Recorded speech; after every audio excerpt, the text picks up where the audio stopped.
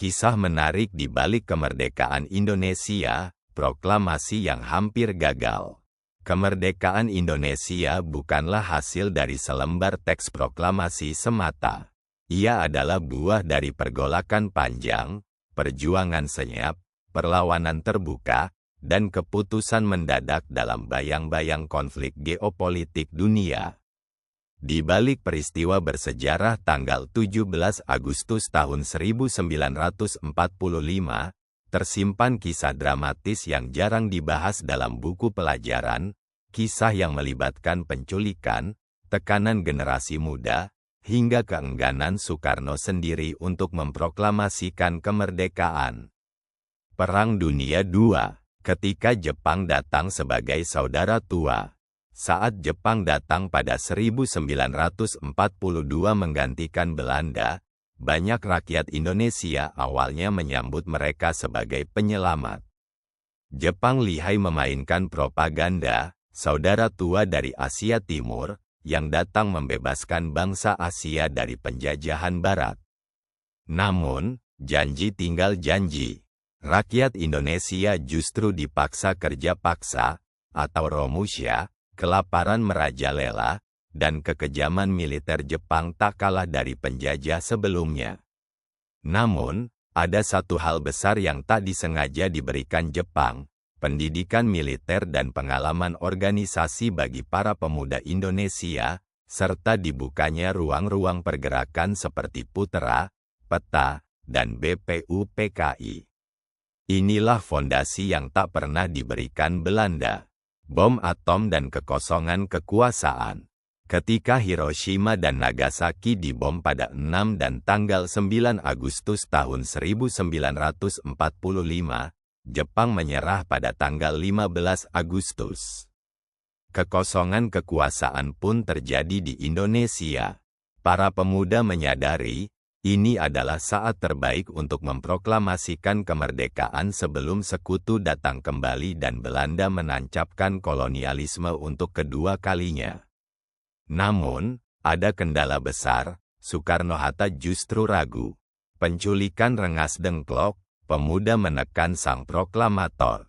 Pada malam tanggal 15 Agustus tahun 1945, sekelompok pemuda yang dipimpin oleh Sukarni dan Wikana menculik Soekarno dan Hatta ke Rengas Dengklok, Karawang, jauh dari jangkauan pengaruh militer Jepang. Mereka khawatir Soekarno terlalu hati-hati dan akan tunduk pada persetujuan Jepang. Di rumah seorang tentara peta bernama Jiao Kieseong, perdebatan sengit terjadi. Soekarno meminta waktu. Para pemuda menuntut tindakan cepat. Disinilah kemerdekaan Indonesia dipertaruhkan, bukan di medan perang, tapi dalam sebuah rumah sederhana di tengah sawah. Negosiasi rahasia di Jakarta. Sementara itu, Ahmad Subarjo melakukan negosiasi rahasia dengan perwakilan pemuda. Akhirnya dicapai kesepakatan. Proklamasi akan dilakukan pada tanggal 17 Agustus pagi hari, di Jakarta. Maka, Soekarno-Hatta kembali ke Jakarta malam itu juga.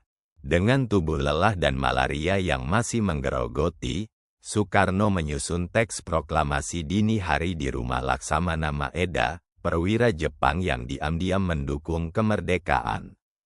Pagi yang tenang, proklamasi yang menggelegar. Tanpa pengeras suara, tanpa keramaian, tanpa tentara. Pagi tanggal 17 Agustus tahun 1945 di Pegangsaan Timur 56 begitu sederhana. Tiang bendera dibuat dari bambu, kain bendera dijahit oleh Fatmawati dari spray, dan pembacaan teks hanya berlangsung beberapa menit. Namun, dalam kesederhanaan itu, sebuah bangsa lahir. Suara Soekarno yang lemah oleh demam, justru menjadi paling lantang dalam sejarah Nusantara. Kami bangsa Indonesia dengan ini menyatakan kemerdekaan Indonesia.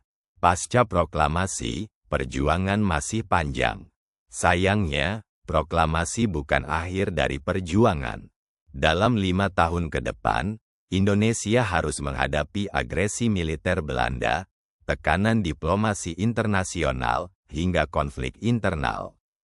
Namun, semangat dari Rengas Dengklok, semangat para pemuda yang nekat dan Soekarno yang akhirnya bulat hati, menjadi bahan bakar republik yang baru lahir.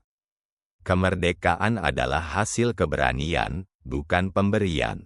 Kemerdekaan Indonesia bukan hadiah dari Jepang, bukan pula hasil kekalahan Belanda. Ia lahir dari tekad, keberanian, dan momentum sejarah yang diambil dalam waktu yang sangat sempit. Seandainya Soekarno-Hatta menunda sehari saja, sejarah bisa sangat berbeda. Hari ini, kita bisa merdeka karena keberanian para tokoh untuk berkata, sekarang atau tidak sama sekali.